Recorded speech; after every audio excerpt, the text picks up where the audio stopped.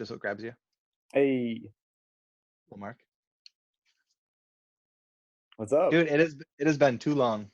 I know it has. It has been a while. It's been a while. Was Chicago the last time I saw you? Chicago. Yeah, is it 3 years ago? I have no sense of time. Yeah, you've had a I child, so no, you don't, do that was a thing that happened. Even outside of that, I feel like I both know for a fact that I've always been in quarantine. Like this is just the time that has always existed. Mm. There's never been a time before this, and there will never be a time after this. Also, we've been here for about 30 seconds, and I don't know what happened all the time that has passed during quarantine. So Yeah, it could have been 10 years ago. It could have been 2 years ago that we met, that we saw each other. But yeah, it's been a while. It's been too long. it's been a minute. That was a good little workshop. That was fun. Yes, it was. It was a very dynamic, fantastic workshop for sure. That was for those. It was a set with we got to go downtown Chicago, kind of shoot within the massive skyscrapers.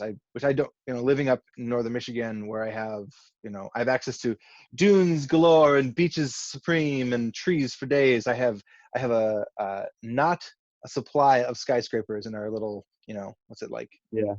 12,000 people city or something like that. Not even. Yeah, and I also didn't know that you guys had beaches like that. I remember you sending me photos last year of Hmm. beaches, and I was like, "What the hell?" I was like, I thought y'all were just like a frozen tundra up there. Well, you're not wrong. We are both a frozen tundra and have some of the best beaches. I mean, you'll hear everybody from northern Michigan right now complaining. Well, there are some crazy people who love, snowshoeing and cross country skiing and whatnot, and Yeah. I love them. More power to them. But you'll hear a lot of people complaining right now because it should be warmer and it is currently not. But then you cut to our summer, and we literally have the best summers in the country. I am Mm. 100% certain of that. We have, cross breezes that just cool everything off, but it's nice and warm. There's beaches everywhere. There's lakes and rivers Mm. everywhere. Yeah, you're like, there's some joke about like anywhere you stand in Michigan, you're less than like X number of feet from a body of water. I can't remember what the Right. exact. Yeah, that's pretty That's unreal. what it is. Yeah. So for those that don't know you, can you kind of go over a little bit of like, just kind of give us a brief introduction into who Mark Maya is, and not Maya, correct? No, it actually is Maya. It actually is Right. Yeah. completely the opposite. It's Maya. Wait, really? So yeah. So and I'll quickly tell you the story so you don't forget. So my Yeah. Yeah. grandfather is a Palestinian refugee, Yeah. and he was a Palestinian refugee, and he in 1948 he lived in Jordan. So at that time, the border of Israel and Jordan actually went through Jerusalem, like the holy city Hmm. of Jerusalem. And my grandfather lived in Jerusalem, but he was a Jordanian Greek Orthodox Arab. And Wow. so in 1948, he had to flee. He was kicked out of his home by the Israelis, and he'd put in his immigration um, papers, I guess, 10 years before. So in Wow. 1938, he'd applied, right? So I guess it was probably a similar scenario to like what we're in right now, where it was just an emergency and they were making exceptions for people because so many Arabs were being forced out of their homes, um, and being slaughtered too. But the main the main thing is they were having to flee so much. My grandfather was one of those people. He jumped on a steamboat in 1948, and he came to New York, and then changed his name from Maya, which is this is my original last name right here on my Oh, arm. that's so cool. Yeah, I did really really deep research, and it translates all the way to the um, one of the words of water. So it's it which if you look at it like from the Arab text or the Arab standpoint, like it's a water is considered like a holy place or a miraculous place, Hmm. right? Because in the desert in Jordan where Arabs are, water is the place of gathering, right? It's a place of life. And so, Hmm. anyways, that's what my last name is. When he came to America, he changed it to Maya, Maya. Um, Not knowing that everybody would think that I'm a Mayan fucking Indian, which I found hilarious growing up in the very conservative mountains of North Carolina. Um, around, you know, 99% white people who had never left uh, that area, you know, and they were calling me Hmm. Mexican. They're calling me, and it's just, it was very, very interesting. So, anyways, it's actually Maya, yeah. So, and that's, Interesting. yeah, yeah. So, I knew there was a story, and I knew it was like that thing where you remember it's this, but no, remind yourself it's the opposite of what you think it is. I just got it yeah, backwards. I knew no, I was wrong the first time I met you, but now I'll it's be all right. good. I love telling that story, so it helps people remember. No, that's awesome. So give us, we know where your people come from. Tell us Yeah, about yourself specifically, who you are, what you do. yeah. So I do a lot of things. I I'm currently a 36-year-old wedding photographer and teacher in Durham, North Carolina. I've been a photographer professionally for 7 years now. Um, at least half of those years have been solely on wedding photography. Um, I have been teaching as a teacher, art teacher, humanities teacher, special education teacher. I've taught adjunct at the university level. I do my own summer camps. I work with lots and lots of different youth from lots of different ages. And I have been professionally for 10 years. My undergraduate degree is special education, and my master's is in educational media production, which is what launched me into photography, honestly, initially. Oh, It's that's what cool. launched my business. You know, that was a program that was, I met the most impactful person of my life. His name is Jeff Goodman in that program, and he ended up mentoring me to everything that I'm teaching y'all and that I have been imparting over the past 7 years and all this stuff. It really came from this one program and this one guy. And so before that, I was in the Marine Corps from 2002 to 2006. Went to Iraq in 2005.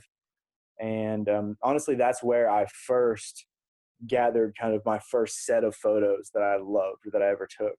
And I think if you go to markmaya.com/Iraq or something like that, you can find them. Or at least if you Google Mark Maya Iraq, they'll pop up. Um, but those photos were so important to me and so impactful. And also, I thought surprisingly, um, they were more technical than I expected. You know, looking back on them now, 10 years later. Well, gosh, not 10 years. That was 2005. We are 15 years ago. Mark, So, I'm going to share this thank kind you. of slideshow as you're talking. So keep going. Yeah, and so these photos you're looking at are Can you guys, actually, I don't know, Mark, are you seeing this, or are you seeing? absolutely. I can see what you're seeing. Yep. Okay, cool, cool, cool. Yeah, that looks cool. And yeah, so I mean, you can see some of those photos are some of them are fun. Most of them are really intense and impactful. And so what I did is these are all disposable Kodak cameras, and what I did is I always had one in my cargo pocket at all times. I knew that it was going to be important for me to have opportunities to take good photos and have good photos taken of me as well. You know, um, and it ended up being just this incredible documentary project. Just some neat photos. I just love that one of that dude wearing, you know, the rebel flag type thing. And Hmm. then, you know, there's a donkey. That's a blind donkey, and it crossed this highway that we had to patrol every day, and I had to. That's me, and I had to uh, lure it back across the highway so it didn't get smashed. Um, Wow, these are incredible. I've seen these. I remember looking at these like when we first met, but damn, these are so good. And this is just a disposable Kodak camera. yeah, these are all just disposable Kodak cameras. Had um, I had probably like 15 of them while I was over there, so That's so cool. it was a lot of fun, you know. And then I just yeah, now I have this awesome gallery of photos. And anyways, that set right there, that was honestly kind of my first set of a real project, you know. And then after that, my partner at the time, she was in a graphic design program at Appalachian State University, and so I got to get exposed to the fine art side of digital art. I think many of us, especially photographers, because it's such an easy industry to jump into, what happens Mm-hmm. is we miss out on a whole side of learning and education because it just takes too much time, right? Like learning art theory and learning typography and all that stuff, and learning how to design something correctly. Those are things that I got to see firsthand around me, and that inspired me, and it gave me the confidence to be like, you know what, I can do this. This isn't. I'm a very creative person. I have awesome ideas. I have a great eye, and I knew that I wanted to just try something. So what I first did is in my classroom, this was probably 2000, 2010 was my first year that I had a classroom, and I had Mm-hmm. students with severe disabilities. I'm talking cerebral palsy, autism where they can't talk. Wow. Half the kids in my class couldn't use the bathroom themselves. These Mm-hmm. are high school kids, by the way. So these are kids that will never independently live. I was their teacher. What I decided to do before I made the decision, I was like, I found a problem, and my problem with the situation was how people treated these kids, how people talked Mm-hmm. to them, how they, um, if you're from the South and you've been in the Southern culture, then you understand what I'm talking about. But it's this over exaggerated Southern hospitality type thing where you want to do everything for everyone, right? And that bugged me so Mm-hmm. much with these kids, because my goal was to help them be independent and to help them express themselves more. That was it. That was my whole job. And so I was like, I can do this through photography. I know that if I can teach them how to take photos somehow, that this can be a voice for them, and this can be some type of way of expression that they've never ever had before, ever. And so I had the idea. I ended up getting a grant to get some iPads and iPods for my classroom, for these kids to be able to use, and I got some attachments to be able to hold them and stuff, and even got some like adaptive attachments for kids in like wheelchairs, because we had a few kids Oh, in wheelchairs. wow. Yeah. That's incredible. And so these kids started making photos and videos, and we started doing these projects that got deeper and deeper and more intense, and not more intense, but more complex as a Mm-hmm. class. We even started a little mini business. They started making promo videos for a coffee house shop they would do every week on Fridays, and they would sell coffee, right? And we'd go to the grocery store and we would bake shit and make coffee and sell it, right? But That's so cool.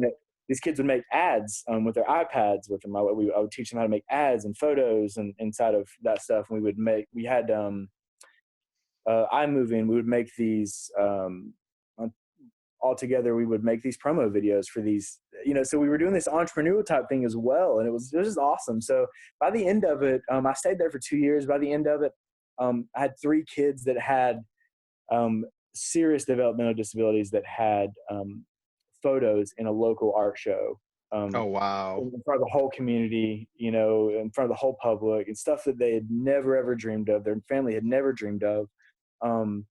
And it created an opportunity and an environment and a community that I didn't know was going to happen. It was an amazing thing. And that experience inspired me so much to create more, but also to continue to use photography and video to teach more too. So that was right after that is when I finished my master's program and moved to Durham. I got hired as a digital art teacher here in Durham. That was 7 years ago. Wow. I was teaching a classroom full of 25 iMacs, and all of them had the Adobe Creative Cloud suite on it. And I've been teaching that for the past 7 years to high school students here in Durham, while I've been building my photography business.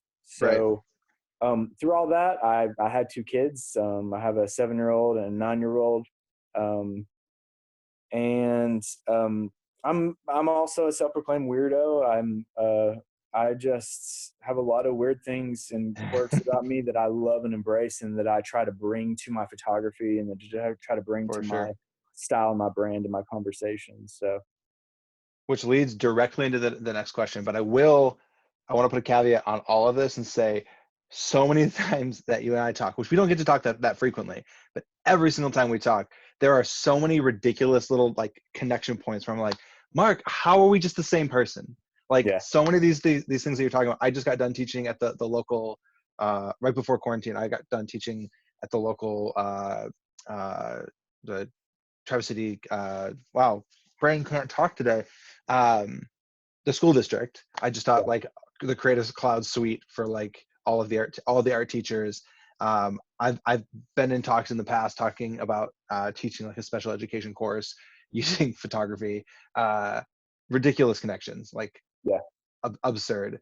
And I wrote down this like, we miss out on learning the art side of things by being only exposed to the photography part of the industry, which is something that has been like immensely important for me to kind of convey to people, that like you can be a creative, you can be just a photographer. If your business model is just like, I want to take pictures, I don't really care that they're like unique or special, and I don't mean that as a put down, but like if you're not really particularly worried about like your tones or your edits and you just want to like create documents and like send them off, documentation, and send them off to people, that's fine. But some people, especially I think like the previous generation of this career before digital really came out, they thought of themselves as like technicians, and they thought of themselves as like photographers first, and definitely did not think of themselves as artists. But I want to transition that into, you were talking about bringing your kind of your personality and some of your quirks and some of like I always talk about like the flaws that I have and kind of like how I weirdly value some of those flaws. But you talked about like, bringing your personality into your work. You do tend to share some of those. I mean, you started by sharing some of your Iraq photos and like sharing some of like your experiences there. How has that been, spending so much of your energy? And I don't mean to say that there's a lot of it, but like spending some of your energy and sharing kind of like your personal stuff tied to your like photography brand. I made the decision when I first started this, for some reason, to make that a massive part of my brand. That was probably because I have been recovering from serious PTSD since Mm-hmm. Iraq. Um, and before that, but definitely since Iraq, and it's funny, when I found photography, um, I was really, really struggling and grasping for something to be mine in life. I wanted, uh, I needed, I needed some way to express myself. I've been an athlete my whole life. I wrestled in college. And so that has been kind of my thing. I ended up running a couple marathons after I got to the Marine Corps as well. And sports ended up being everything, right? And I ended up tearing my ACL. I have a torn ACL right now, actually. Oh Um, wow. and have since 2011, I guess. And I remember at that moment being like, shit, like I don't have this thing that my ego has used my Mm-hmm. entire life to define myself. I don't have this thing that my ego's used its entire life to win anymore, right? Which Mm-hmm. this physical performance ability, right? And so I was devastated. I didn't know what to do with myself. I was in a really shitty relationship. I was sad with my job. Um, I was overworked. I was taking on too many things, and the reason why is because I wasn't satisfied with anything. Right. And I think like um, what happened is I found photography, and it literally was just a feeling. Mm-hmm. I was like, damn, when I shoot photos, like I get a special internal unique feeling that I don't get when I'm doing other things. Um, that ended up being a source of fuel for me and a source of fire um, to go for it and try to be more vulnerable in my work. And when I say vulnerable, I'm talking like writing blogs. If you sift back through my blogs, you'll find shit about my PTSD. You'll find stuff Yeah. about my relationship with my ex-wife. You'll find stuff about my kids. You'll find stuff about my teaching. You'll find really challenging, hard posts.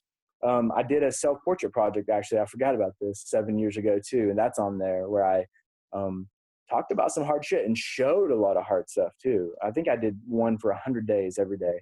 I Oh, started with wow. my iPhone. If you want to talk about throwback, the very first photo I took was on my iPhone for this project. I didn't have a camera at all then. Um, Wow. And that's up on the website? that's a good question. I'm sure it is somewhere, but it's not organized in a way. If you look up Mark Maya self portrait, you'll find a few things, I'm sure.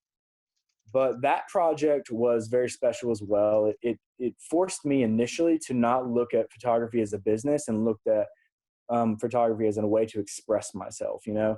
And I'll say that that's been a pro and a con. I've taught and mentored so many photographers that have surpassed me, because they have said, fuck vulnerability, um, fuck all the woo stuff. I'm just going at it straight from a business standpoint. And within like 2 years, they're up and running and killing. And I'm like, man, I could have done that, but that Hmm. type of thing, it doesn't leave room for me to be able to express myself in the way that I need to as an artist and a photographer. Um, For sure. it's hard coming in as a non-business person to the photography industry. I think it's also and equally hard to come in to the photography industry as a business person too. Yep. It's not as hard, 100%. but you don't get the community that we have when you come in as a business person. I think that's my I opinion. think that's something fascinating, and it's something that we've either I can't remember if we've either touched on this a lot, or if I just think about it a lot and never get a chance to bring it up.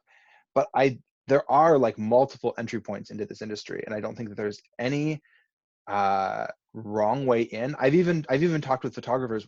I was just saying earlier, like I have talked with photographers and coached them to say, it's totally fine if you're not an artist. If you literally just want to take pictures of people and you don't really like editing, if you can make a business out of that and you can serve a need to your clients, hell yeah, go for it. That's not my story. I don't want that. Like I need a personal connection with my couples. I need a personal connection with my people. I need to feel like the work that I'm putting out there, it has like artistic merit, that I am saying something that is important. For example, like I do a lot with the local pride community, like the LGBTQ community. And for me, like if my imagery in other avenues is like causing harm or like speaking a message that like people feel alienated or not included in my work, I'm just like, what am I doing here? Why am I wasting my time with this thing? Yeah, I could make a bunch of money doing X, Y, and Z, but we have, Brooke and I have focused our energies onto a certain thing that really makes us feel like, I don't know, maybe it's that same thing you were talking about, that feeling in your chest. It's just, you gotta go with your gut, go with your heart, and it feels like, man, I'm doing something good here right now. You know? Yeah, and I think, like, going back to the vulnerability thing, because that was the initial question. Like I said, if I had to do it all over again, I would definitely do it differently For that I sure. what I did initially, because it wouldn't have taken me this long to be Hmm. at the top of my SEO ranking, right? Or For to sure. not have to work to get clients. But I will say this to top off the vulnerability question. When I launched my business officially 7 years ago, I decided that I only wanted to serve clients that resonated with my energy. And I only Hmm. wanted to serve clients that already felt, in some ways, to some extent, what I felt about the work that I was creating. And so um, I said, I only want clients who have feelings about my work, and have feelings about what I say about my work. And so, um, now, thankfully, I have two ways that my clients tell me the reasons they book me. Um, the the first one is how many of us do it. It's word of mouth, you know. Hmm. Um, but if there's no word of mouth, what happens is people come to my website and they look at my photos, and and I think, like, I'm not even going to talk about whether photos need to be good or not. Like, photos need to be good if you want to have a business. I'm not going to For talk sure. about that, right? What I will say is that your photos are like hooks to Hmm. um, or almost like lures to the actual bait or where the hook is. The hook is like Ooh. my about page. The hook is, for me at least, I want them to go to my about page and where I spill my guts about myself and I talk about why I have my business and why my client's special and how I serve them and all the specific things that they want to know about a wedding photographer and about their heart, because the wedding photography industry is about heart, y'all. It's like, it's it's not like web design. Web design is like, Mhm. it's very clear cut and dry, right? Like it's there's a process to web design. And yes, there's a process to photography too, but wedding photography in particular, um, I I knew that there were heartstrings that could be played here. And that's not why I did it, of course. That's not why I'm vulnerable. But when my photos got good enough where people were like, damn, your photos are good, I was like, oh shit, I have leverage here. I have an opportunity. So I was like, well, I'm really vulnerable already. I already have this heart to open up myself about who I am, my work, and how I express and apply it. But how can I mesh those two things and make it benefit my business? You know, Yeah. how can I not sell out and also win? And so I just spent a lot of time on my about page, making sure that it was gonna be a little sappy. It was gonna make people connect with me. You know, if you know anything about marketing, you know that emotions are the things that make people take action. Yeah. Excitement, sadness, vulnerability, um, all these deep heartfelt emotions, those are things that I thought about, and I felt them.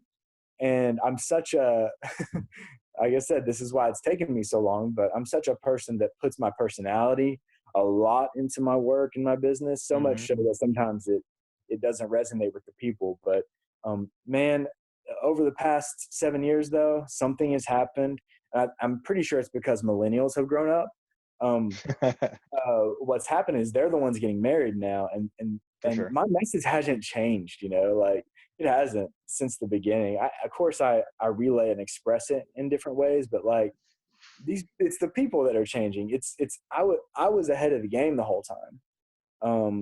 And now's my time, and Yeah. now is the time for vulnerability. And I'm so grateful that I was a pioneer in that early on with some of the subjects that I was discussing, because now, I mean, I've got clients going back and reading my stuff about PTSD, about borderline personality disorder, about like divorce, about Real anger, shit. about family. Yeah, real stuff. And they're talking to me about it as we're doing consultations, I mean, come on. We all know there's no more glue than like connecting with someone else's pain in a For way. sure. We know that. So anyways, vulnerability it's been a big part of my business from day one. It's so fascinating to see that trend, and I think that a lot of people will probably resonate with that in the long run, of like doing the thing that you love to do right now today, and it might not pay dividends right now, it might not pay off with clients right this moment, but I really do think, and maybe it's just a millennial thing, but I really do believe that people identify with authenticity. And if you are spilling out positive, negative, realness, whatever that looks like, I think if you're spilling out truth, people will be like, I like this, I'm into this. At the very least, maybe just to put too much of an analysis on it, maybe they just trust you then. You're like, if you're gonna trust me by sharing your pain, I don't think you're also gonna lie to me and say that, like, just functionally, my wedding photos will be done on this date, and I lied to you and they're not done. Like, Mm. they might just like trust you more. And I think that you said something early on, and I'm not going to remember the exact same words that you used, something about how like you don't use your vulnerability to like hook clients as if that was like a negative thing. But I think that's not necessarily true. I think that we use what we have as creatives, as people that like want to pour what we have into the world. And I don't think that's necessarily a bad thing. I think our clients want us to like give them an excuse to be hooked, right? You talked about hooks and lures, and how your photos just like pull them into the so that's what that what the the photos would be the lure, and like the vulnerability is the hook. But you know what, Yeah. like they're not going to be susceptible to the hook or the lure if they don't want to be. And the fact that you're giving him that vulnerability, the fact that you're saying like, here's who I am, like this is going to sound way over the top, like here's my soul, here's my heart, like poured out on a table, like operating table style, like check out who I am. And if you're interested in purchasing this commercial product, you can have it. If they're not interested in that, they're going to pass it anyway. You know what I mean? Like you've got to have people that are receptive to that. And I don't think, I mean, taking advantage or capitalizing, or these have negative connotations, but I don't think utilizing that is a negative thing, because people want to be drawn into the things that they purchase. People, I mean, if not, Sears would still be open and they'd be offering wedding photography, and you would just like buy that Sears wedding package, but that's gone because authenticity has risen. Rant over. Welcome to my TED Talk. That was spot on, because I'm in the middle of launching a new web design agency, and Yeah. I'm approaching it in such a different way, right? So I'm as a Different from what you've done, or different from what people do for web design? different from what I've done, and it's definitely different from what other people do as far as their service goes, and I may talk For about sure. that later. But so if my web design agency that I'm starting, it is my goal is to make it scalable to where I can live a more free and more comfortable and more personal lifestyle that I want to live. Right. Yeah. The big thing right now is I want to be out of the school system, right, as soon as Mm. possible. So that's the main goal for this business, right? It's going to serve a crap ton of people.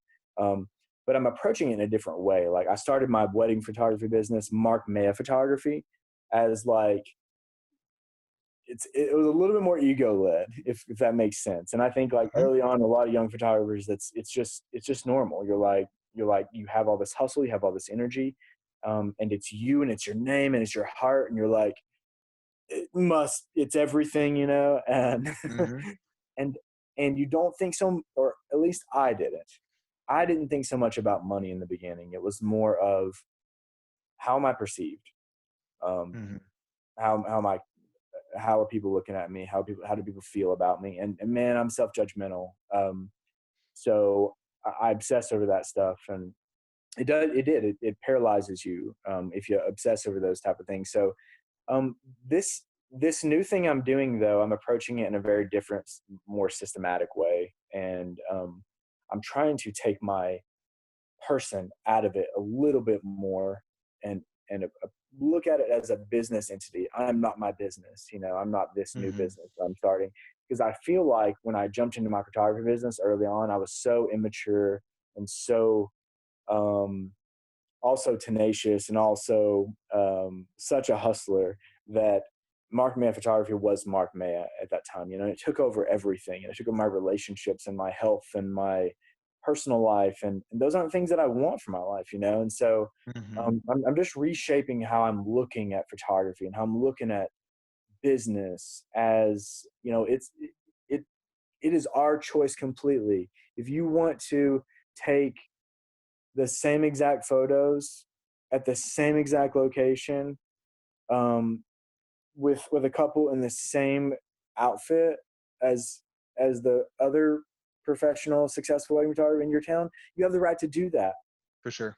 And I'm not gonna mess with you. And I'm gonna say, good job. Like, Yeah. why wouldn't you start at the point that the successful person is at? Why wouldn't you start there first and then build off of that? These types of limited approaches to business stop us from expanding. It's the reason that most photographers that start off, they're out of business in 3 years. And it's Mhm. so hard to find people that have passed that 3 years and that are making enough money to stay in business, and like Christian, buying these cameras, and able to have these, able to upgrade and play and experiment, have the space, to move around in. And for me, I feel so much more energy in this new adventure that I'm doing compared to my last one, which was wedding photography, because I'm approaching it in a way that, hey, um, that is this thing, and I'm going to play with it. I'm going to experiment with it over there, and I plan on making a lot of money with it. And it's okay if it fails. That doesn't make me a failure. For sure.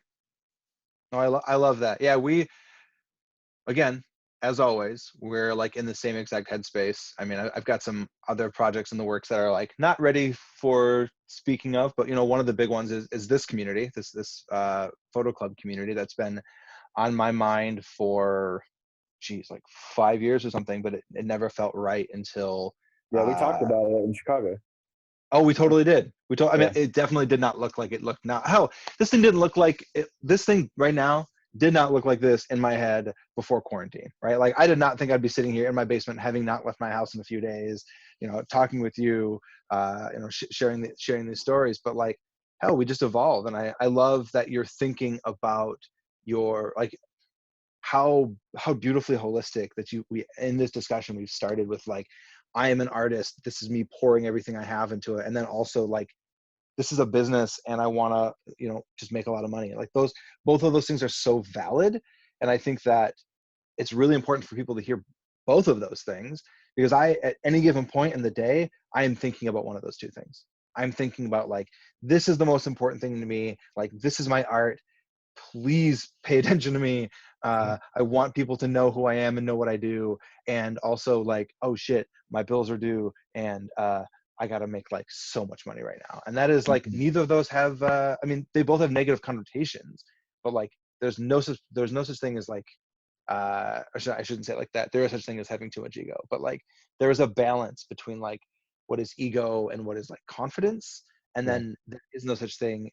God, again, yes, there is. There is such thing as like wanting too much money. I do believe there is such thing as wanting too much money, but there's no such thing as like uh having too or like there's no, it's not a negative thing to be like, I want to feed my family, I want to pay my bills, I want to like take care of myself on this business that I've built for myself and my family. That's incredible. I love that. Definitely. So let's jump into one of the other things we were going to talk about. And I know you and I talked about how this is something that isn't necessarily the biggest thing in your business right now, or something that you're not necessarily doing as often. But when I first met you, like you were pushing a course on double exposures, and it was done in a way that was something that I had not seen before. These like really stark kind of like minimalistic. And I'm going to throw this up on share so people can see this.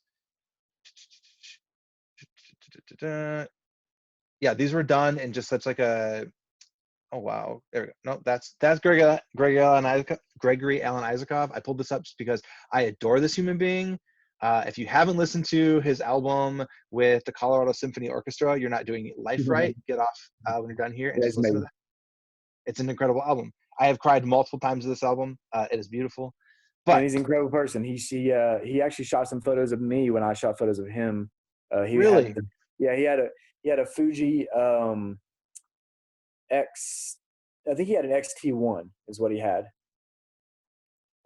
oh, that's awesome. Yeah. Of course you do, Hannah. Of course you do. Hannah said that she loves him and that album, and she's not wrong. So yeah, like when we first met, you were talking about these double exposures, and they were just done in this like beautiful kind of like stark minimalist style. And we don't necessarily need to go into the mechanics of how, because I know you do have, or you had, I don't know if it's still up, a course on how to create these. Yep. But Sure do. we, what I wanted to talk about, kind of like we were talking last week on Tuesday with Sydney about gifts, and about how they are like an interesting add-on to her business, and it's something that for her specifically, she does not include them in her business model. She just kind of like gives herself this place to explore and craft and create. And I was curious if you had any insights in so like, again, I first knew of you as, this is Mark, he's an interesting guy, he does photo education, and damn, these are really cool double exposures. So that was my introduction to you. And I'm wondering if you have any insight into like either double exposure specifically, or this like, I do wedding photography, and here is the one thing that I'm experimenting with, and how that kind of like brings people into you. Because I noticed also that some of your double exposures on Instagram have like fivefold in terms of like the number of likes and comments. Like they're obviously like stunners. People love seeing them. Do you have any insights in that? I do. I've thought about it a lot.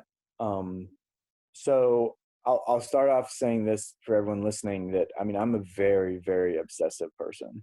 You know, Hmm. I when I make a decision on something, I overdo it and and overdo it and overdo it and overdo it um until it's overdone. And Right. that's what I did with double exposure photography, and that's how I got so good at it initially. Um, it it got in my mind. I love double exposures. I love the certain style of double exposures that I found years ago. Initially, it was Sarah Byrne that I Yep. found probably, God, 7 years ago, and she just has one really short tutorial um, that she broke down the steps on YouTube somewhere, and I was like, let me try that, and because I loved the end product. I found it to be, it's a combination of a portrait and trying to mix in the textures of nature in a very, very Hmm. special way. And it felt different to me, you know? And so I just started obsessing over it. I was like, I have to learn how to make these. I have to do it. And I watched your tutorial, but still afterwards, you're editing them and you're like, these look nothing like what I want them to look like. And so then another problem comes up. You're like, well, now I have to figure out how to edit these in a certain way. And so that became a whole nother obsession, because the way that I get the looks that I get on my photos um, require me to edit in a completely different way. And I just didn't know that. I did not know that. So I ended up just editing and shooting double exposures consistently on a consistent basis. I was probably doing multiple ones a week um, for several months, if not a year or two. Um, and so I just started spending more and more time creating and playing on textures. I would go rip branches off of trees and hold them up in front of the camera and see what happens when I would turn them upside down, or if I moved them, if I changed the angle, and I would just take gajillions of these, and I was just obsessed with them. And that um, that obsession, it had some surprising benefits. And I think that this can apply to any obsession with photography or something cool like that. It doesn't really Yeah. matter. Um, if you are using your professional tool to make something creative that does not directly benefit you, you are tapping into a source inside of you that is going to benefit your business in a way that you don't know about. It's the X factor, right? It's like, Mm. I love that. it's it's when you are multitasking, you have a million tabs opened up, um, you feel drowned in work, and you're backed up on blogs, and you're past submission deadlines. Those are things that are the opposite of what I'm talking about. you know, Yeah. those are the straightforward parts of business that are the hustle. But I'm not talking about hustle. I made sure there was time for non-hustle art creation, experimentation, play in my life. But what happened was I basically I got the technique down. I even created presets, and I ended up being like, okay, well, I'm a wedding photographer now. So this happened, through all my um, big push into wedding photography. And I was like, okay, so now I have to figure out how to do this with couples, and Yeah. it's so much more challenging with couples to do the style that I do. There's lots of steps that you have to break down with directions and light, and the way the light falls, and the way that the face is, and the texture you choose, and it all changes with couples. And so I had to relearn that, and I was happy Interesting. to do that. Um, but it ends up being, as far as business goes, so going back to the infiltration of the art or the experimentation of things like double exposures in the business, what happens now is that because I've been posting beautiful, interesting, strange, unique double exposures for years, and also teaching other photographers through my online course and my workshops and everywhere else I've taught. Because of that, what happens is that's added on to what's called kind of like, I hate using the word clout because it's the way it's used right now, but I guess it's kind of like social clout, where you're showing people that you are an expert in something, right? You've Yeah. spent time and energy, you have perseverance, you have the ability to um, get really, really good at something, and create your own path. I think that's a reason that I've won over the past couple of years with my clients and my SEO ranking, especially, is because people are so sick of the same generic type of work. Even, Yeah. a guy I love who looks like film. I give so much credit to them, and I'm so appreciative to them, and what they built for us. I think honestly, like, what they did was amazing. Um, at at the same time, we all that all of us jumped in at that time, created this generic look. Yep. We're dark and moody, right? It was What before that. was It was revolutionary became a genre. Yeah, absolutely, and Yeah. that's just the way it works. That's the way Yep. culture is, especially when you got 8 billion people on Earth, and the internet, right? Hmm. So, and I was like, okay, well, my style at this point, I can see it going out of style because everybody's doing it. But I can also see it coming 100%. into style if I can find a way to create a niche, and I was like, all right, I can combine this some way. I can try to make this. It can't be a luxury, because it's not that type of product. But what it can be is it can be a very, very special extra thing that I can give to my clients to Mhm. show them that I'm an artist and I care about them, and I want them to experience how I see them, and I want them to experience the work that I create, not just because they paid me $1, but because I have a heart about the stuff that I'm making, and I have a heart about my clients. For sure. For sure. So one of the things that you mentioned that resonated a lot with me, you mentioned this like obsessive experimentation, and something that I struggled with really, really early on was, I know I found, you also mentioned this being this like X factor, this thing that you're experimenting with, and you're kind of like kind of touching deep inside to find. I would find, I've talked about this before. I generally aspire to try to find something like that every single season, because our seasonality up here really uh causes like a feast and famine, where like you obsessively shooting for like months and months and months, and then everything just like shuts down, and it's like very introspective. So that natural reset lends itself to me, just personally going out and like experimenting with one thing like over and over and over and over. And by the end of the season, because especially since we're such a high volume studio, by the end of the season, I'm just like not interested in that thing anymore. And I think that um, anybody who does something that is recognizable, not just shooting with the same preset, not just shooting with, in the current contemporary style, anybody that does something recognizable. For you, it was, it was or is these double exposures. I was doing a lot with reflections a couple years ago, and Mm. every single time I would post any of them, they just blow up. Yeah.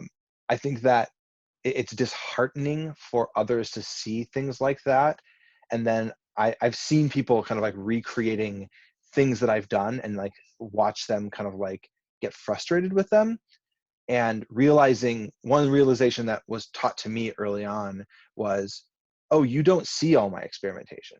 That thing that you saw that you love that had 10,000 likes on Looks Like Film, like that was the 400th of that I tried. And I tried them at client shoots, I tried them for fun in my backyard, I tried them as self-portrait projects at home, and the ones that didn't work you'll never see. I'm Yeah. experimenting constantly, and I think that as somebody who is like I'm also like an obsessive creative. Like I dig in on something, and the second I the second I lose track of it, I'm like, I don't care anymore. But as somebody who is as an obsessive creative, I think it can be disheartening in the beginning when you see a thing and you're like, I know what I want, but it's not working, and Yeah. you really have to stick with it. And I'm gonna put a link in the the chat, and I'll share this later. But there's a video. Do you know who Ira Glass is? Yeah, absolutely. He has a quote, like it's been quoted many times, but he calls it the taste gap. And I'm not going to like reiterate the whole thing here, but to sum it up, he essentially says like anybody who does anything creative has this like, you start with having taste. You see things in the world that are beautiful, you see things that are different or nuanced, and you go, I want to make that. And when you first start, you're terrible at it. Your work just sucks. But the thing that differentiates you from those around you that aren't even trying is that you see the taste. You see something in there that somebody else who obsessed over and built and crafted you, that is good. And so we have this frustration early on in our career where like we know what we want to make, we know that we have like the eye for it, or that we have the skill hypothetically to create it, but we just can't get there. And I think it's interesting for especially like younger, greener, newer creatives to see that like you were obsessively creating kind of like all over the place with this thing, and then realizing again that this thing that you felt like you had crafted and honed and perfected just wasn't working with your couples. And so then you had to like obsessively create and craft and build and experiment, and then finally like it it works, and that I, takes a long time.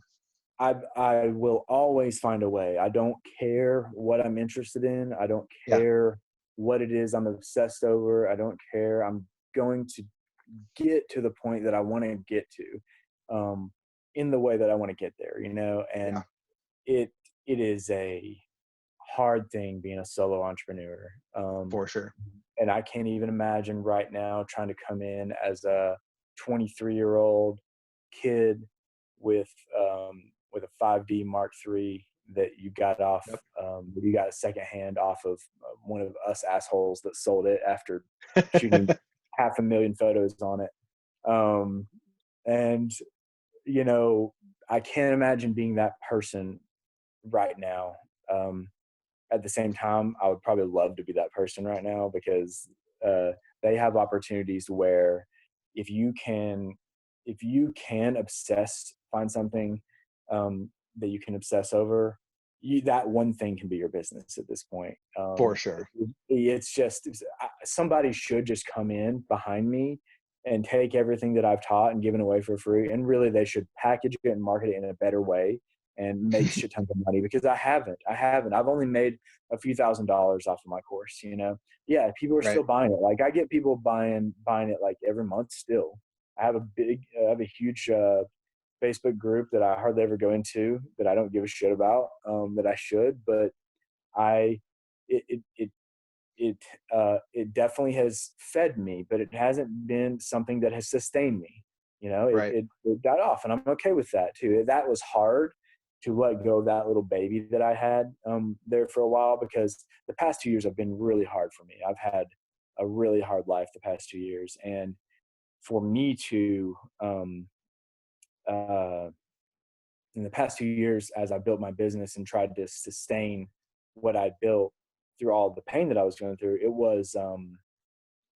was extremely hard to be creatively expressive. And I haven't made many double exposures at all in the past 2 years. Hmm. It's been a very, very black kind of dark area with creativity. I've not had any desire to do so. I've had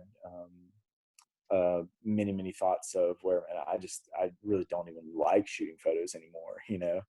And so these things fade, we change. For sure. It's okay. It's okay to start obsessing over a web design agency instead of this really beautiful, creative, artistic thing. Rather, you know, it's okay to do that because we evolve and we change. And the main thing I hope people understand is that you do need to obsess over something because it's just not going to work out for you if you don't.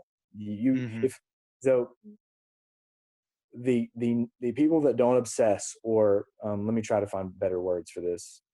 Um, the people that don't jump in and immerse themselves fully 100% in something, those are the people that are good candidates for 9 to 5 jobs.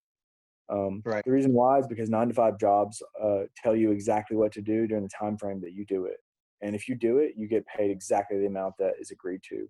And then you get to go home for a certain period of hours um, and have free time. But then you have to go back to that non-free time. You don't have to think about it. It's easy. It's just fucking simple.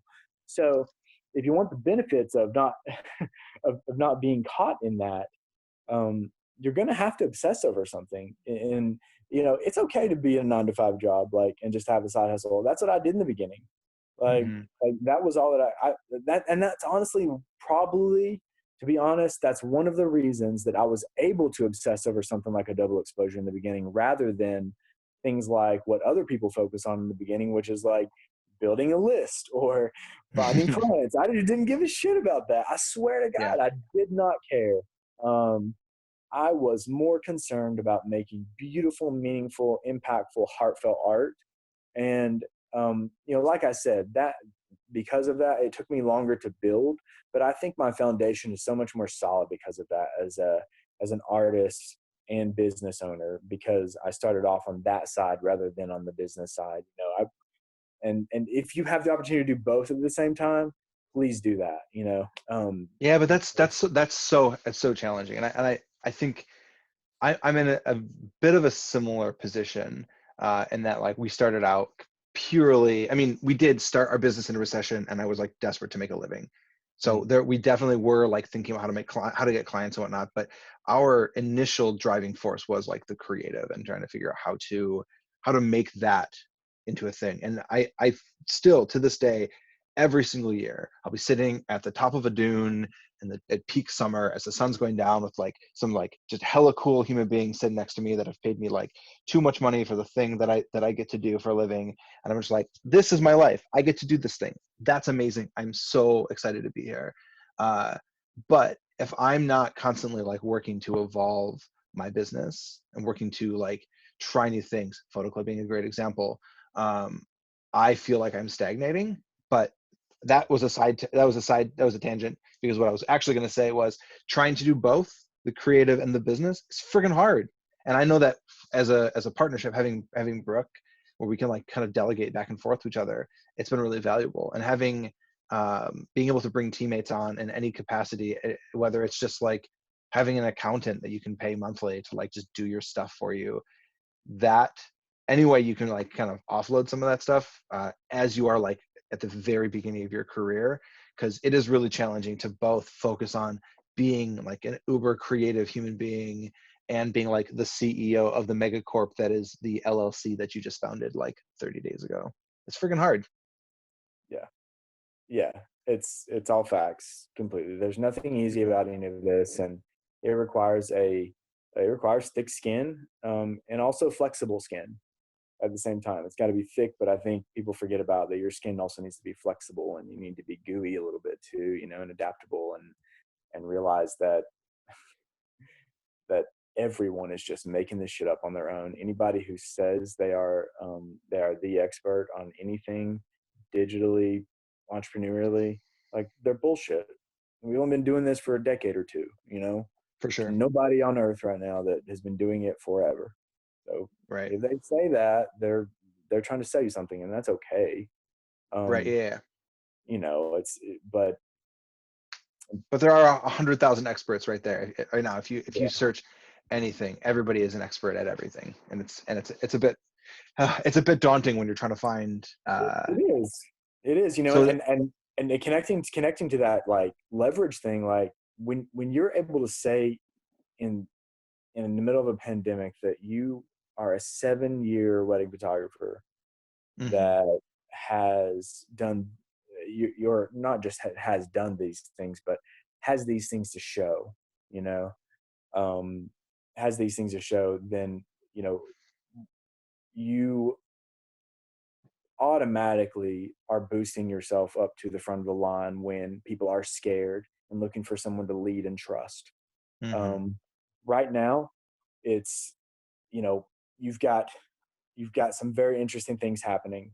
You've got entrepreneurs and and people in the self-help realm, that have been doing the entrepreneurial thing, solo business for a while now, and many of them, their businesses have quadrupled, in many ways, and they've gained, lots and lots of stuff. And then you have the other people that have decided through this, hey, this is, I have all this extra time, I have all this extra space, I have a different perspective on life.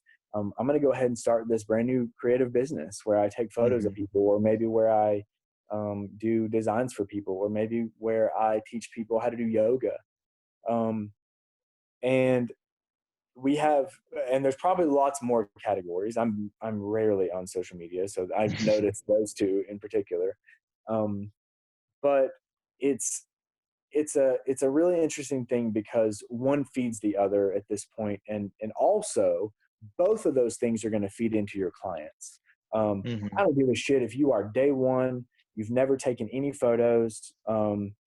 If you have we know this, if you have a good camera, or if you have an okay camera and you have a website, like, that's all you need. You Yeah. can start right now. It's and, so and incredible. and maybe a little bit of money, and so both these scenarios we should pay attention to, whether we are experienced entrepreneurs or we're starting off something new, because our customers either way are watching us. They're watching what Yeah. we're doing online. They're paying attention to whether we are the confident, everything's going to be good, I'm here for you, no worries person, or whether you're that person. Like, I was listening to podcasts today, and they were like, when a tornado comes through a school, or it comes through a school zone, the principal shouldn't get on the intercom and say, "I can't believe there's a tornado coming through the school." That's not what the principal would say. You don't do that. You say, "No, okay, I have a plan. I'm going to lead you. Yeah, this is a crazy situation, but we're going to figure it out together, and I'm going to lead you through this. Don't worry. You're going to follow the plan, right? I have a plan." That's different than saying than what still many businesses and podcasts and Instagram accounts are doing right now. It's still playing on that. It's on that pain, and I'm not interested in that. I'm really trying to be like, hey, everyone, this is an opportunity. You have space and time to reflect, and you have if what feels like an infinite amount um, of people that are willing to help you at very, very low cost right now. It's pretty incredible. Yeah. And I mean, it's just, if you're not thinking, if all those ideas in your life, in your creative life that you have shelved, if those have not been dusted off even just a little bit and moved around through all this, I encourage you to do that. I encourage you to Yeah, look I back agree. on that mental 100%. check. Yeah. Oh, I agree 100%. I mean, I feel like I say this all the time, and I'm still going to say it again. Like, I will check my language on this, because I'm very aware that, us sitting here having the time to have this conversation, and all of us sitting here, we have the time to sit down and kind of spend an hour and 19 minutes together. But there are people who don't have that luxury right now. There are people who are working like really difficult jobs that put them in harm's way. There are people whose family members are passing because of this, and this is like a catastrophic time for a lot of people. That being said, if you are not in that category where you are being like physically harmed by this is a time that you can create an opportunity for yourself and really like dig in on some aspect of your business, some aspect of your life, some aspect of your creativity that allows you to like you're forced to be home and be introspective. And so when we were talking about this, one of the things I wrote that I wanted to talk about was like, why now is like the right time to be investing in education for yourself. And I think that is like, that to me, that just sums it up completely, right? Like, there's one other thing I want to touch on. So I don't even think we need to dig too deep in to this education thing, because I think this whole conversation is such a good reminder to all of us, or like a good example of like why you have the opportunity right now to invest in your education, and any aspect. It doesn't have to be photography. I mean, I've seen so many people baking bread right now, and I love that. And I don't like, when the first interview that we did on these calls was with our design and illustration friend, M. Randall, and she like has been making bread way before it was cool. She's like she is a like incredible illustrator. She did all of our photo club branding, but she's like a pioneer in the sourdough world, I guess you'd say. And Hmm. she, we were talking then that there is so much to be learned about your own creativity, even if you're just making bread, even if you're just experimenting more with yoga or meditation. I mean, as a creatively hungry person, all of those things bleed into each other 100% of the time. Do you have any thoughts on that? I mean, I have so many thoughts on that. Before you jump into I there, hey Mark, real quick, Brittany says yeah. your double exposure class is $17 right now. It says it's 25% off, usually 100, but then it says enroll for 17. Is it a one-time payment of 17 or is that $75? That's probably a mistake. It's right now $17. Okay, cool. I'm It gonna is. I'm keeping it at that price, by the way. So that Okay. must have been an update that I missed. But. It's on the, it looks like it's a teachable link. It just looks like there's like the header just says like, percent off or Yeah, whatever. But it's sorry, it's go been, ahead. yeah, it's been a while. Just try to sign up. It's only $17 though. So I'm an educator. I'm an actual teacher, and I spend a lot of time thinking about learning and the best way to learn. I'm one of my other obsessions is efficiency, especially in Mhm. teaching. Um, Interesting. I have one of my big ideas that is shelved right now that I almost pulled off the shelf during this pandemic is actually creating some type of maybe a podcast or a resource for other teachers to help them just like gain back their time and gain back Mm. their ability to do their job better, right? And what do I think a teacher doing their job better is when their students are actually um, coming out of their class, not daily, but at the end of the year, where they leave and they go to summer. I'm talking about teenagers, right? In my scenario, they leave and they go to summer and they are changed in some way. Mm. They have evolved. They have forced adaptation on this human being in some way, through challenges, through experimentation, through experiences. And I think that as creatives, we have to remember that education is doing, education is failing, education is listening to somebody you don't agree with, Mhm. education is um, listening or sitting with yourself quietly. You know, these are things that we don't think those things are education, but I know they're education. Those are the things those types of things I incorporate in my classroom, my workshops, my courses. Um, and, and I've fought, this is so funny. I've fought principals for a decade over this.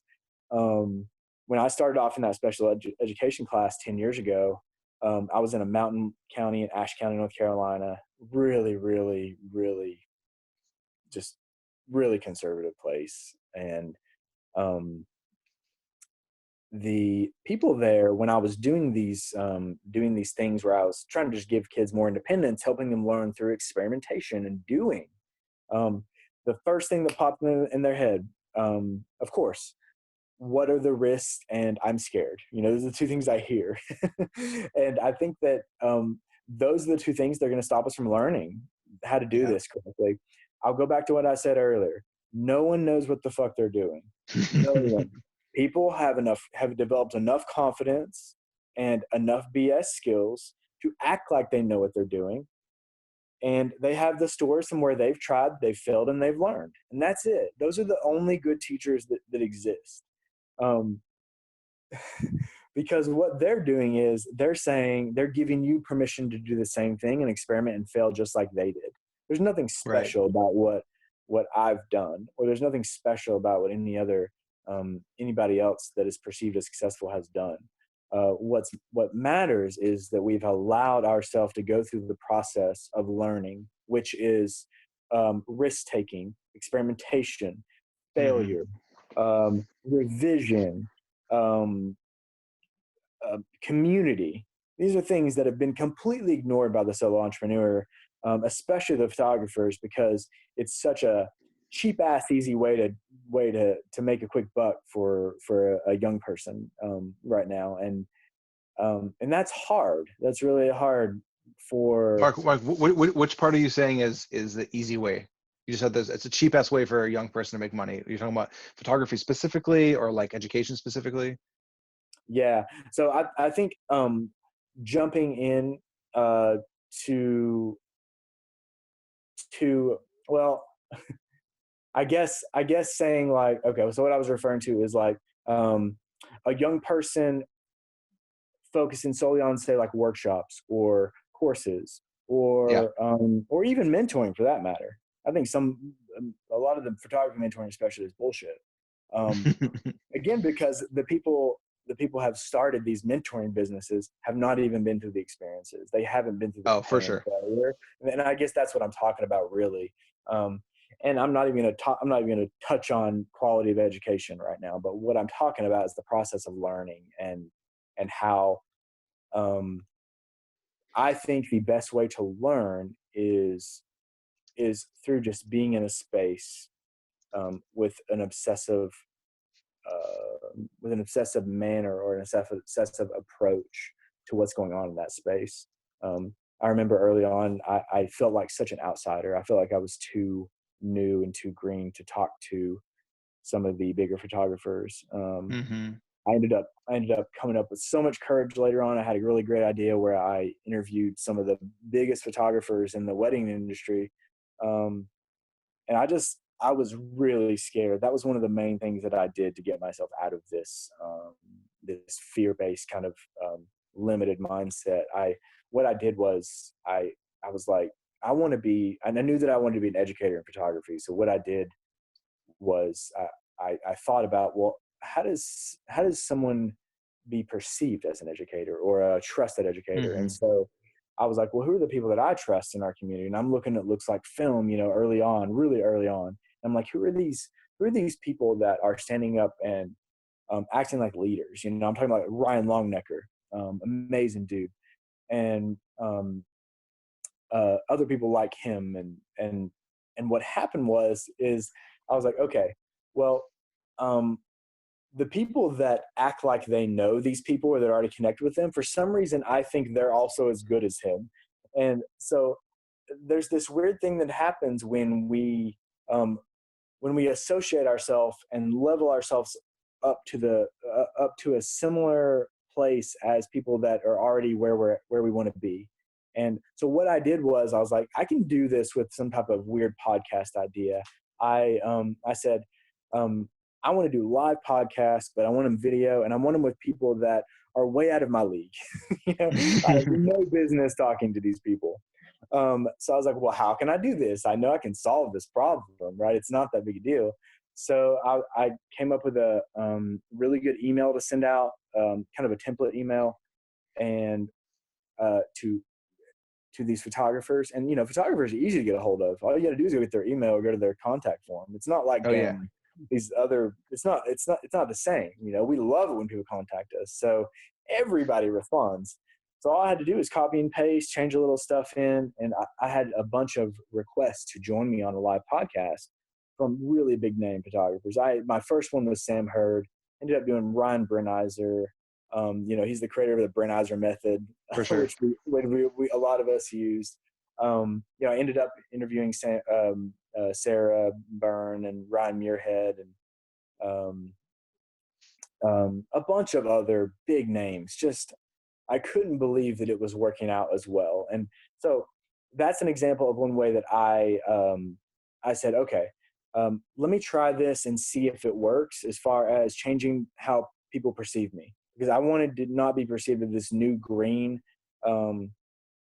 kid who knew how to do double exposures. I wanted to be perceived as they were, as professional wedding photographers For sure. that also were very creative and doing these very interesting things. But they were respected among the community, and they were leveraging that respect into income that helps feed their business and their life. That inspired the fuck out of me. So this plan worked really, really well, and it was kind of the launch of my big education part of my business, and it launched me into doing like 6 or 7 workshops in a year, traveling around the Hmm. country and going to Chicago and a bunch of other places, LA and Nashville and Asheville and LA. Yeah, I already said LA. So um, yeah, it was a big decision, and it allows me, and it still gives me leverage to this day. I still have people that um, are commenting on YouTube on some of my interviews about some really special things that we said, 3-4 years ago. Very Um, cool. I don't even know where that story came from, or where the initial question was, but I hope that was in somewhere in the vicinity. No, it's perfect. It's perfect. The only other thing I really wanted to touch on, and it's something that we for sure, we were talking about before we got on here, you and I, that we should probably just do like an entire second version of this where we just talk about SEO and kind of um, making sure that your brand kind of floats to the top, because that's a whole, and that we could have like an 8-hour discussion on that.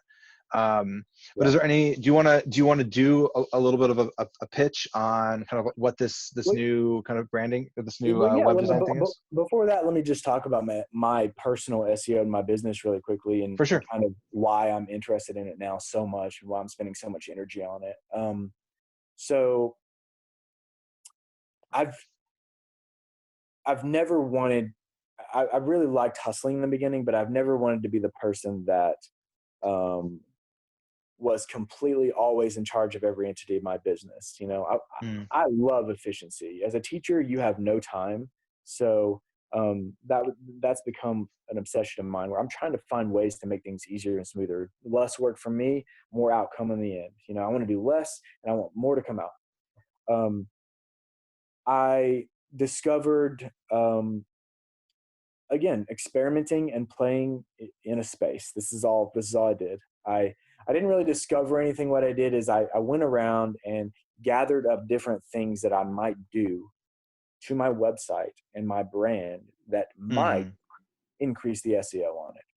The keyword there is might. So um, y'all have probably already figured out I'm going to do things very differently, and I'm not going to do things in the exact same way that other people are doing them. And then the SEO situation was no different. It was just me, and it's always been just me from day one. I was like, so how can I, you know, how can I boost my website up to the top of the rankings for Durham wedding photographer as quickly as possible?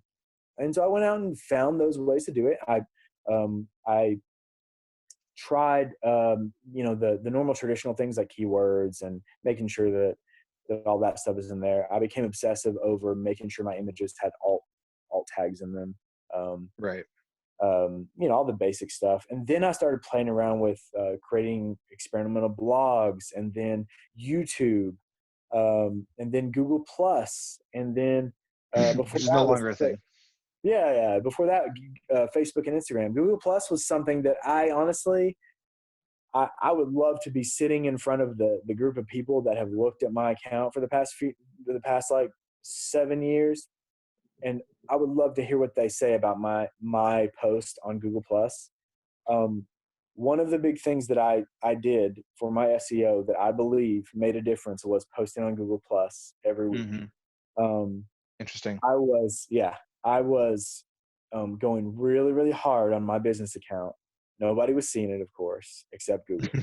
Um, For I sure. knew that I had to court Google from beginning to end. I had to court them all the way. And I was willing to do that. Many people are like, Google's, this big corrupt entity. And I'm like, that's unimportant. So is America, Yeah. but I'm still here, you know, Right. and I'm making the best of it. So I'm going to use Google to my best. And that's what I did. And I would love to hear like what that did. Because I know that my YouTube channel impacted it. I think I have over 100 videos on YouTube. Um, Interesting.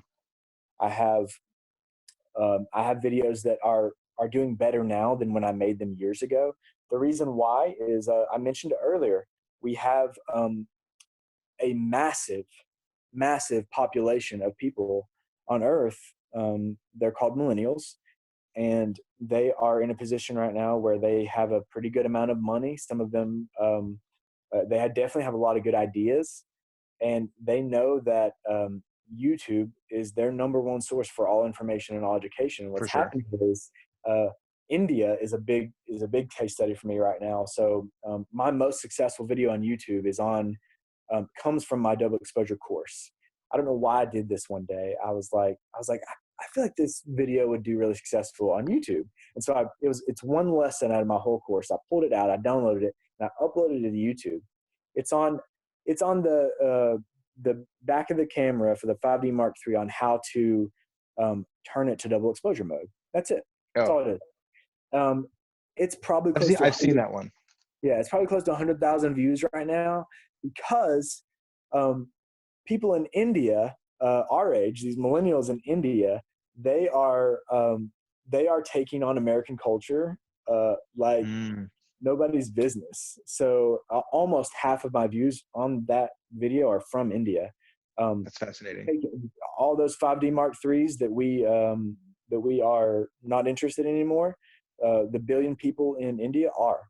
So my YouTube tutorials and my 5D Mark III tutorials on double exposures, those aren't irrelevant still. Those still exist. And That's fascinating. yeah, That's so cool. and Google loves that. They Yeah, find that they love the fact that my videos have continued to provide value to lots and lots of people over time. all over the That's world. just one example. My blogs are the same scenario. I have blogs spread out all over Facebook, all over Instagram, all over the other silly little. My Google was just talking to me. All over the weird social media networks that have popped up and disappeared. I mean, I Yeah, have links everywhere. I have Tumblr. I made my presence spread out everywhere, and now I'm benefiting from that. I don't have to do any of that anymore. that's awesome. I'm at the top of my my SEO keyword, and that's because of all the weird things that I did. And so it kind of just goes back to that idea that I was talking about a minute ago. It's that um, it's counterintuitive, but if you give yourself the space and your mind the space and willingness to play with something, your mind will come up with really, really good ideas and solutions to be able to help your business with those things, Oh, for and to sure. connect those things. And so anyways, website design is a massive, massive part of it. And once I figured out SEO, my business changed. I mean, I'm hands off now. I don't spend any money on ads. Um, Mm. if you search Durham wedding photographer, I'm either one or two all the time usually. Um, it's not just wedding photography. I have many, many other keywords that I also try to take over. I have, I think like Durham musician photographer. I'm sure that I have that one. That's how I actually got to shoot Mandolin Orange. If any of y'all are Oh, familiar yeah. with the band Mandolin Orange, they found me through Google. Um, Oh, that's awesome. yeah, they hired me because of the free work, that I had done with a lot of the other musicians in previous years, like Gregory Alan Isakov, like the Lumineers. For sure. So I wish I had some clear cut and dry answer to all these things for people that have questions about how can you get up to the point where you don't have to do anything like me. I just spend a lot of time hustling and making and playing. I wish I For had a sure. formula for it, but I guess I do have a formula for it now, and I've completely packaged that into my new business. But before now, I mean, it's just taking a long time. Honestly, it's just taking. Well, Um, and that comes back to that idea of education being about learning and experimenting and failing and growing from those failures. And I think that though we're in this like really weird era of everyone's a mentor, everybody's an educator, but finding people that understand that growth comes from that kind of like experimentation and that willingness to play. And I think that finding the right people to kind of boost you early on can be really valuable, and especially you having this a literal master's degree in education, but also I would say more importantly this willingness to kind of like experiment, to explore, to fail, and to fail gracefully, I think is really powerful. Yeah. Yeah, definitely. And I think the more and more you do those things, the more and more that when you feel that fear in your business, or you feel that fear in your life even, and then you end up just going ahead and going through that fear and doing that thing, um, it seems like life is more playful for me. It seems Yeah. like Oh, for sure. it's definitely more interesting and more exciting. Um, I also find that many times those fears that I'm worried about are very invalid, and they're unfounded in almost every way. Hmm. The thing that I'm scared about before I go and, say I want to become an expert at double exposure photography, um, but I know that it's going to take me making 100 shitty ones before I can make one good one. I Oh, have to for I have to sure. be, I have to be honest with myself and say, okay, well, am I willing to make that sacrifice of making 100 shitty ones first to get to that good one? Am I willing to Hmm. do that? You know, thankfully I've been willing, and really that's the question that we end up having to ask ourselves. It's not that, what do I want to do? Is it, what am I willing to do to get what I want? Oh, yeah. Am I willing to let go of all the egotistical bullshit of making lots of money, or becoming famous, or increasing the number of followers or likes? Am I willing to let go of those things and focus on something that is going to add value to my customers and myself and my life and those around Mhm. me? And that's play, that's experimentation, that's growth, that's time, and focus, and Yeah. Well, especially we all have a limited amount of time, focus, and energy in our life.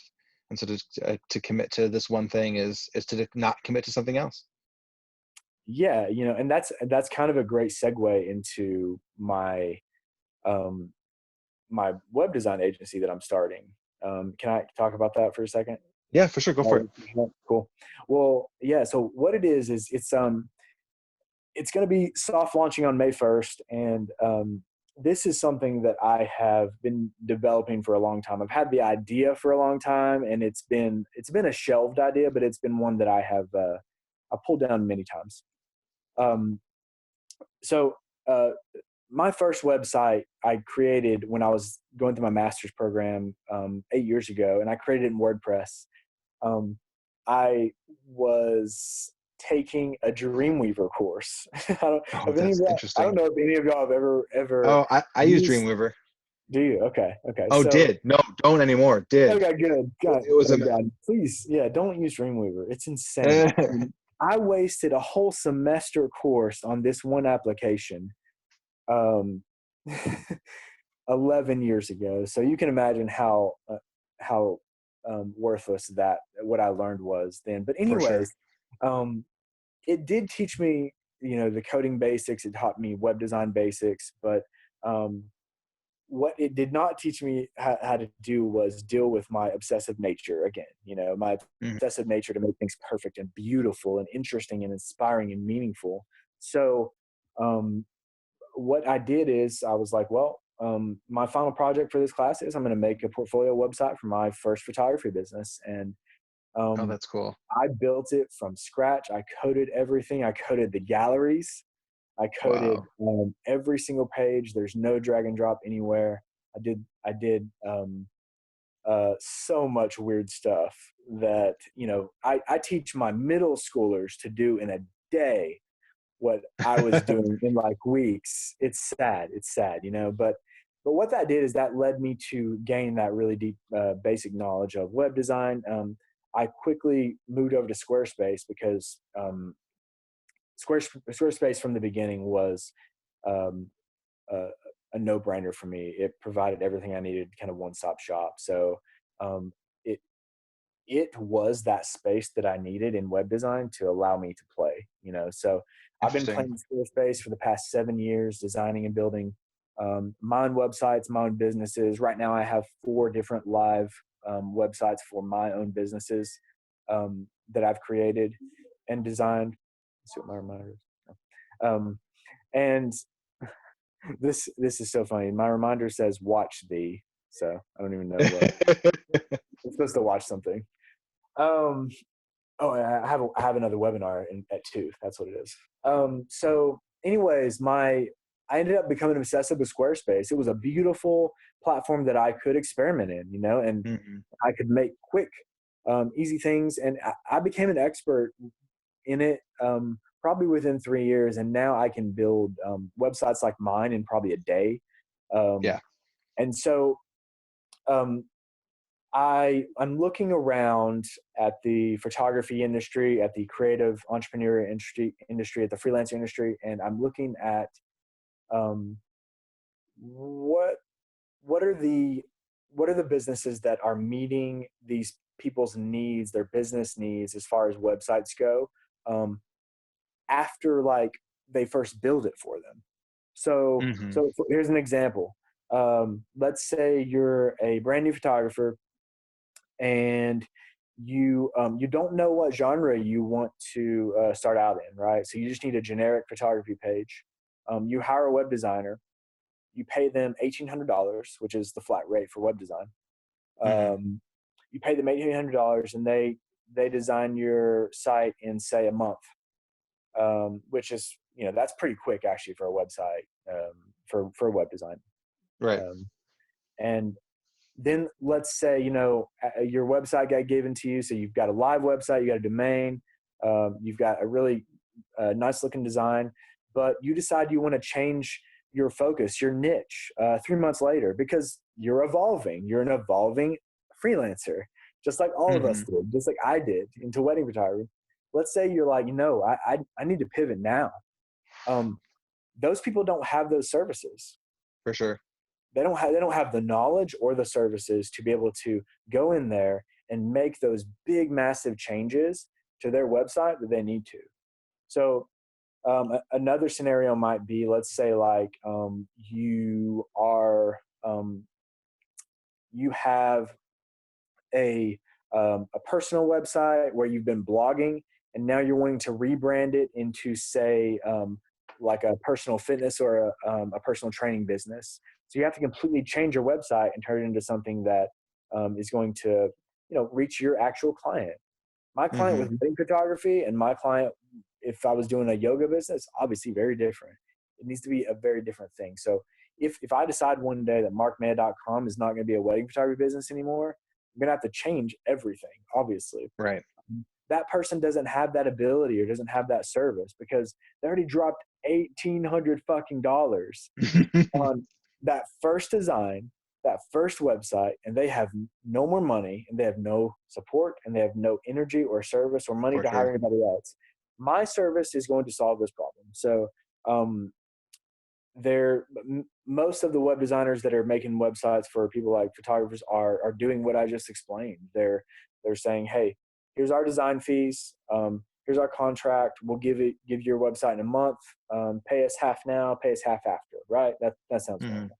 What my business is going to be doing is it's going to be a subscription service. So I'm actually going to be designing websites for free. So what we're going to be doing is we're going to take a website, and within 2 weeks, you're going to have a custom website that will be, yes, exactly, for free. And you're going to have a custom website that's specific to your business and your brand or whatever you want without having to pay anything, without any contracts. Okay. So how does this work? The way that I'm doing it is, let's say you come to me and my agency. It's called Mars, by the way. I'll give y'all some Mm-hmm. links in a second. Yeah. You come to Mars and you're like, okay, since the pandemic has gone on, I have come up with this idea where I want to focus on pet photography.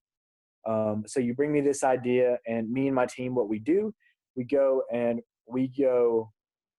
bye, Emily, peace. We go and Bye, Emily. we build a really great website, and before the person decides they want to commit to our subscription service, they get to see their website. Okay. So there's no obligation to keep that website. What happens is, if you love the website, then you can sign up for our subscription service. And our subscription service is unlimited updates. We even will post blogs and create blogs for you. And we also Wow. have SEO optimization. Okay. So the subscription service is pretty amazing. Yeah. How can I be simple? Well, I'll tell you about that in just a second. It's going to start out at $99, and it's gonna include weekly unlimited updates. Now, what does that mean? Weekly unlimited updates would include, let's say, you have a wedding photography website, and peace, Tara. Thank you. Bye. Bye. And you are in the middle of creating a new about page because you want to pull people in with a video and some really good copy. But right now it's just crap. Right now, maybe it's just or maybe it's not crap, but maybe it's just like a basic generic about page. Okay. An unlimited update that you might get in a week for your website would be, changing the images or text on that page. Okay. Some other examples of weekly updates you get on the subscription service is placement of items on the pages. Sometimes clients would want to delete and add generic pages as well. So that's the weekly unlimited update service. And like we said, free web design. One of our plans involves monthly blogs as well. So we're going to be taking our clients' content, like their pictures, and we're taking their text that's already written, and we're going to be designing it in a blog in such a way that's going to optimize that blog to show up better on Google and show up higher for the keywords that they want to do. We're going to be doing that through headlines, through the body text, and more importantly than anything, if you're a photographer, we're going to be focusing on the alt text and the images, the alt text of the images, and adding those keywords and descriptions in there, which is huge on Google. Google loves that. So, Very cool, man. Yeah, questions about that? I don't have any specific questions. If anybody else has anything they want to talk about, you can unmute yourself. Okay. Mark, is it a year or is it monthly subscription? Yeah, it's a monthly subscription. So you can actually cancel this subscription anytime. The way it's going to work is, so my team will design the website for you. We will show you the website. If you love it, you sign up for our subscription service. If you don't love it, we keep the website for the remainder of the month, and then we delete the whole thing out of our catalog. If you do love it, we keep it for the month that you signed up for your subscription. And each month, if you want to stay signed up, you keep paying. As soon as you cancel, what happens is your site comes down from live though. So and it leaves from our catalog. Does that make sense? Mm-hmm. Yep. And we do have an option because sometimes people would sign up and then maybe they want to take their site and just run it themselves. They realize, hey, maybe I do have more time than what I thought I had. We do have a fee that people can pay to be able to take their site over to their own Squarespace account and be able to design it from there as well. Gotcha. So kind of remove it from the subscription model, go into like the purchase model instead. Absolutely. And cool. So that's a good idea. It's the URL is going to be launching on May 1st. It's marsdesignlabs.com. If you are interested in getting information about the launch, you can go to markmed.com/marsdesignlabs. Michael, you're typing that in. Mm-hmm.